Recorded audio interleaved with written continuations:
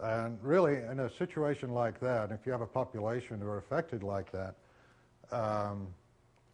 who needs anything else? Because we're all striving for something, right?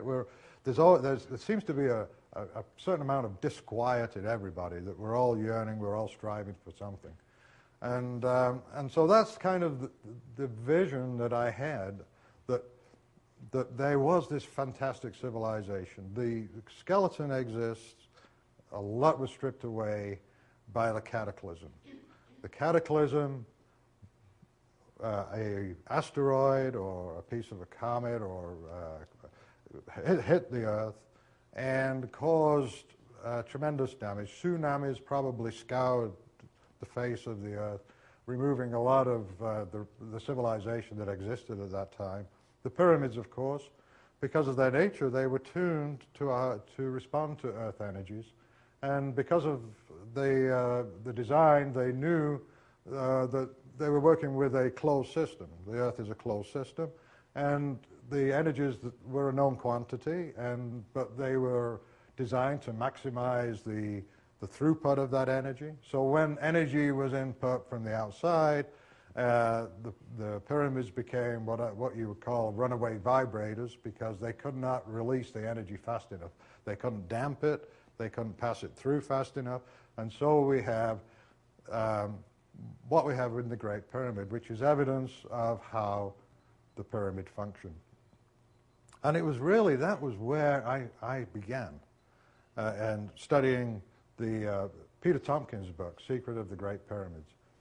And it was with that evidence, and I was working, strictly from my left brain, looking at the evidence within the Great Pyramid to determine just exactly what was going on. And the key that got me going, as far as what may have been going on, was what Stephen was referring to earlier, and that was the notes by Petrie, when he noted that the King's Chamber had expanded over an inch, and the ceiling beams were cracked, and there was vitrification of the stone. And then, of course, more evidence followed that. But basically, I set myself a challenge, and it was that all evidence has to be explained. It has to find a logical purpose within the framework of the Giza power plant hypothesis. And if there was any evidence that showed up later, it either had to support the hypothesis, or then the hypothesis would have to be revised or even thrown out. That's the scientific method. You have to follow the evidence, and that's what I did. So what we have with the Great Pyramid is what they call a coupled oscillator. And a coupled oscillator is a device that is attached to a larger vibrating body, but it's tuned to a harmonic or the same frequency as the larger vibrating body. And once the oscillator is set into motion, then it will continue to draw energy from the larger vibrating body as long as that larger vibrating body continues to vibrate. So that was basically the fundamental hypothesis of how these Pernetters functioned. They functioned as coupled oscillators, and they still do. And there's still sites in Egypt that respond to the Earth energies. You can hear it. You can hear it at Saqqara. Stephen had that one slide up of the temple at Saqqara, where you just put your head inside the niche, and you can hear that deep rumble, And I think David's mentioned something about it being from the buses in the parking lot, but I don't. I rejected that idea, because I went out there one time in a taxi, and I still heard it. Okay, in the Great Pyramid, these were the anomaly. This is what everything in this inside here had to be explained. The descending passage, ascending passage, these are 42 inches square, from the entrance down to the bedrock, you have a passageway that's straight within 20 thousandths of an inch. That's the thickness of a thumbnail. That is very, very precise for something like that. And from this point on down to the bedrock, through the bedrock to the subterranean chamber, which is about 200 feet, it is straight within 1/4 of an inch. Now, the significant part of this, and I mean, there could be, there's a long discourse just about the digging of the descending passage, because they claim that when Khufu was born, they started to build the pyramid to be his final resting place. Well, because of the nature of this particular passage, you could only allow one person at the workface at any given time, and then if you are using the tools that Egyptologists say were in the ancient Egyptian toolbox, then it would take more than 28 years for that one person to chisel out all that limestone. So even before they start to build the superstructure, you've already exceeded the life of the pharaoh just in digging the descending passage. And there are a lot of examples of that, particularly with the granite too. We'll talk a little bit about that.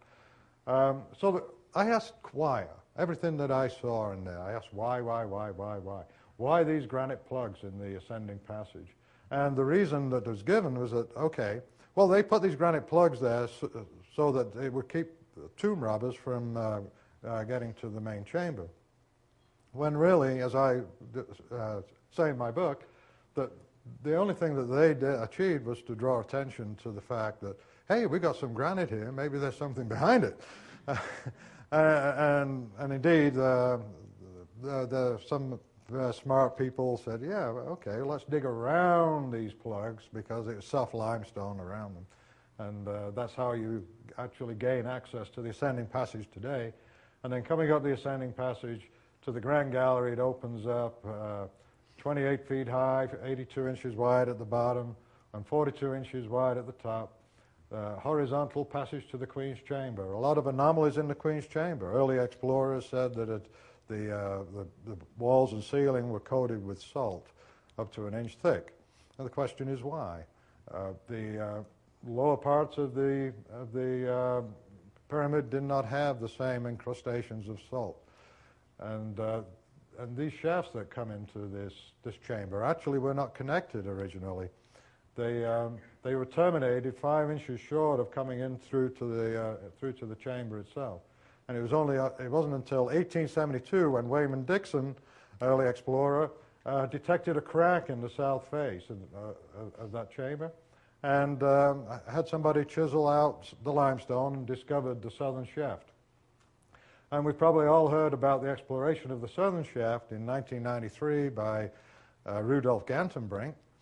And he sent a robot up this shaft and found that it terminated about 220 feet up above the level of the King's Chamber, which kind of negated the tomb theory, because the tomb theory was, why did we have 3 chambers inside the Great Pyramid? And their discussion on that was brilliant. They said, well, originally Khufu wanted to be buried here, then he changed his mind.